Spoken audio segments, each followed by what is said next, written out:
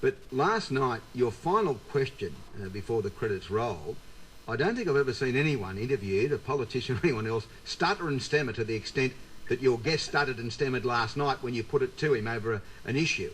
And even if I was in any doubt up until that point about what this organisation, particularly this part of the organisation you concentrated on, represents, well, his performance just left me, you know, with all the answers I required. Well, I'm very interested, Ray, that you say that, because I'm very keen to hear, you know, what the public reaction to this spokesman, Tommy Davis, is. He's gained some notoriety around the world because of his encounters with various reporters. But he's very slick. He's a very good spin doctor.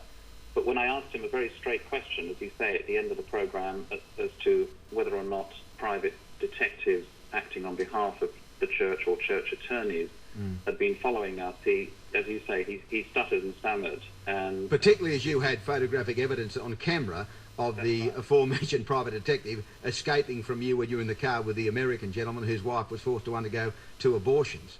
Yes, exactly right. He'd obviously had the private detective on your tail, and when you put it to him, well, he just went. It was like a chocolate melting under a light.